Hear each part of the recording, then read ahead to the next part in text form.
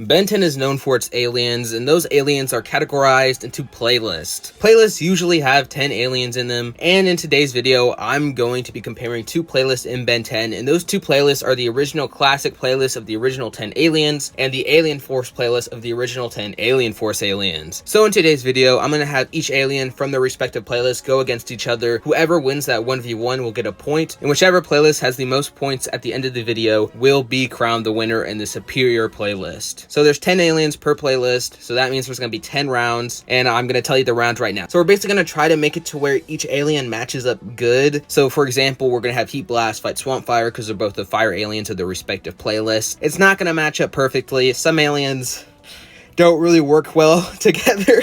There's not a perfect one-on-one for the respective playlist. Like the Alien Force playlist does not have a designated swimmer or water alien for their playlist, unlike the original playlist, which has Ripjaws. We're gonna have to use some mental gymnastics to pair these aliens together. So I'll give you the 1v1s list right now. So we have Heatblast versus Swampfire. That's because they're both fire aliens. Next one is gonna be Fourarms versus Humungousaur. They're both the strong aliens that Ben likes to use the majority of the time. Then we have Diamondhead versus Chromastone. They're linked together. Remember that one episode in season 3 of Alien Force, but they're also the rock mineral alien. Then we have Accelerate versus Jetray. This is because they're both considered the speedsters of their respective playlists, with Accelerate being used for speed and Jetray most of the time being used for fast travel. Then we have Graymatter versus Brainstorm. This is because they're both the intelligent types of their playlist. Then we have Stinkfly versus Goop. This is because Stinkfly shoots out green goop, and goop is just green goop. It makes sense, okay?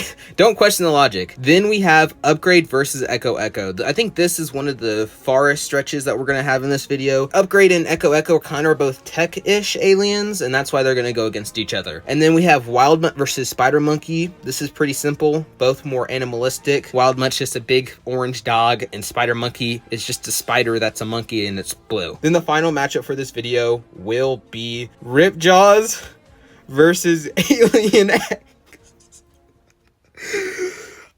Alien X just doesn't really have a good equivalent in the original playlist. There's no real good matchup for him just because he could do anything he wants, so he could be the matchup for anyone. And Ripjaws doesn't really have a matchup with anyone in the Alien Force playlist. You could maybe reach and say it's Jetray because Jetray can swim underwater, but Jetray just makes more sense to go against Accelerate. See, the logic here is not working. Ripjaws doesn't really work with anyone else in the Alien Force playlist, so I'm gonna have to stick up with Alien X. Oh, I forgot. There's actually one more. That was not the final one. One more is going to be Ghostfreak versus Big Chill. Pretty self-explanatory because Big Chill can go intangible, invisible, just like Ghostfreak. So those are gonna be the 10 rounds of this video, and whichever playlist has the most points at the end of this video will be crowned the winner in the superior playlist. But before we start the video, remember to like and subscribe, and also comment down below how you would arrange these matchups, or if you like my arrangement of these matchups. This is a very last minute video. I did not have time to think it through. I was going to post a ranking video this week. It's going to take too long to edit, and I need a whole week to edit that one video alone. So instead, I'm going to be doing this video this week because I want to get a video out this week. So we got these 10 alien rounds, so let's get straight into it with the first one, which would be Heatblast versus Swampfire.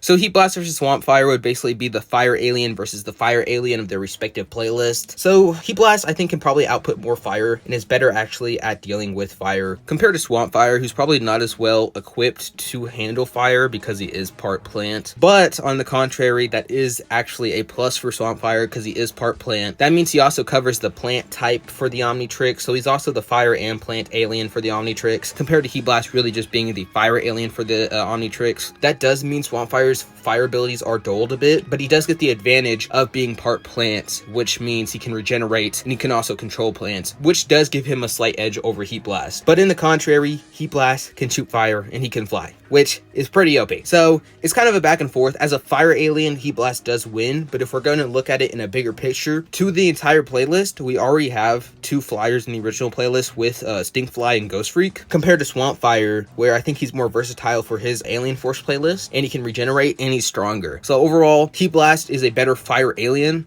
but Swampfire is a better alien overall and is better for versatility in the Alien Force playlist compared to Heatblast, so I think I'm going to give it to Swampfire. Next one's going to be Fourarms versus Humungousaur. Now this is going to basically just be the strong dude alien category, so basically it's just which one's stronger, and we already know Humungousaur is stronger. Okay, it's canon. Humungousaur is stronger. It doesn't matter what you think opinion-wise if Fourarms is like cooler or more versatile with his 4 arms. Humungousaur is just stronger. And this whole category of an alien is the strength alien. So if you're not stronger than the other alien, you're kind of pointless. So I think this is an automatic win to Humungousaur. I don't think this should be a whole debate. Also, Humungousaur, depending on which version we use, can grow in size, which would probably make him even stronger than he was in Omniverse in that one scene. Definitely, in terms of strength, Humungousaur is way stronger than Fourarms. Fourarms does have 4 arms, probably more versatile for hand-to-hand combat. That doesn't really matter if you're gonna get like...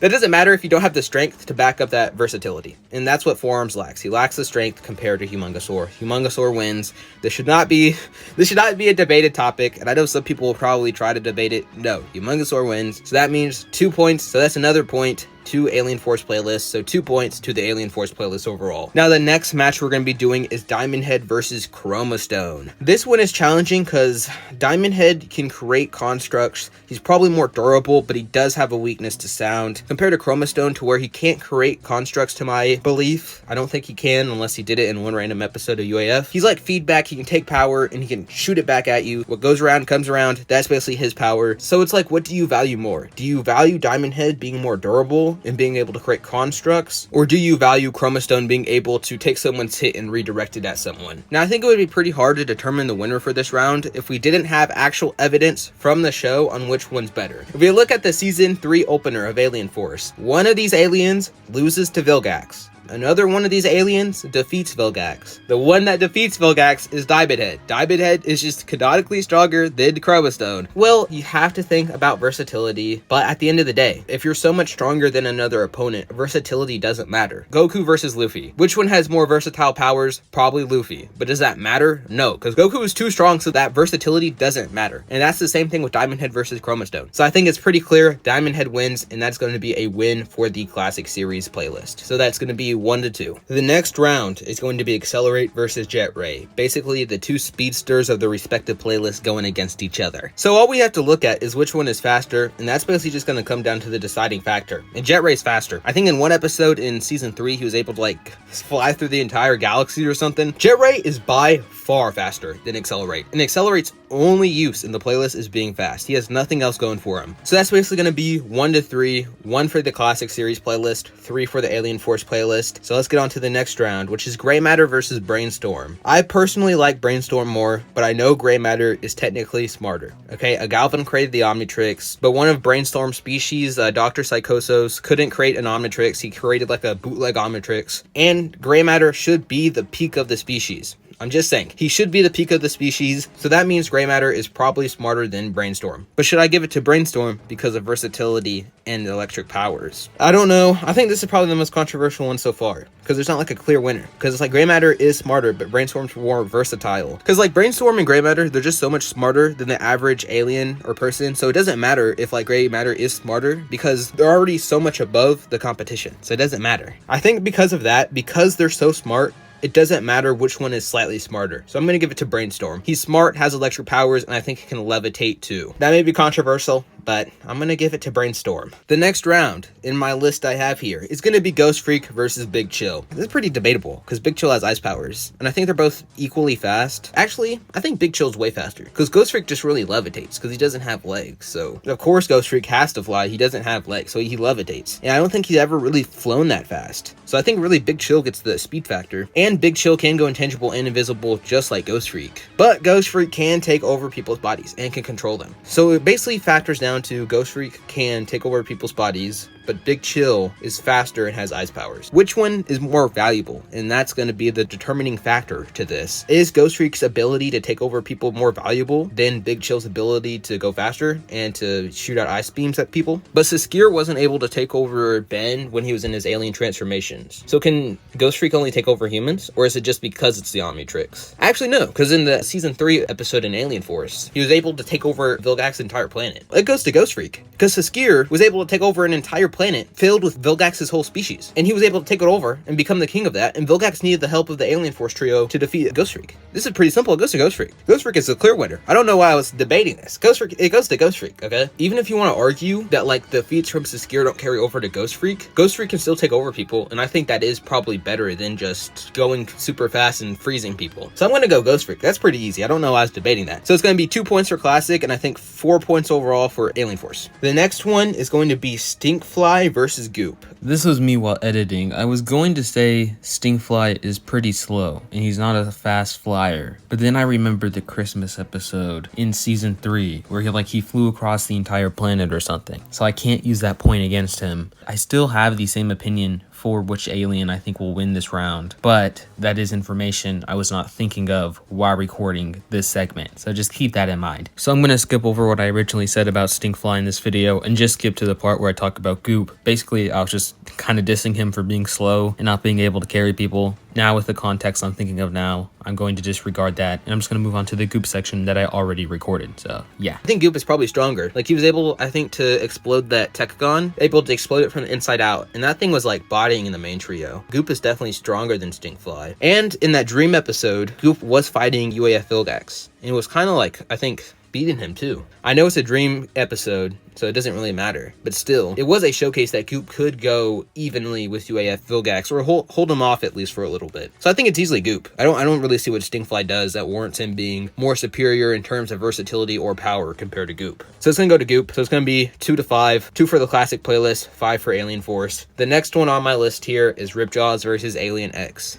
This one's actually debatable, because Ripjaws is basically useless outside of water. Now, I don't think I said this at the beginning of the video. Probably I went back and said this. I'm using the strongest version of these aliens. That's what I'm using. So I'm going to be using Alien X and Omniverse. But I think that's just kind of cheating, because it can go 2 ways. Either I use Alien X in UAF era to where he can't be used, so he's basically useless. So it's an automatic point for the Classic series if we use UAF Alien X. But then if I use Omniverse Alien X, that's an automatic point for UAF. But here's the thing. Even if we use UAF Alien X, who can't even like move or do anything, Ripjaws can't kill him because he's indestructible.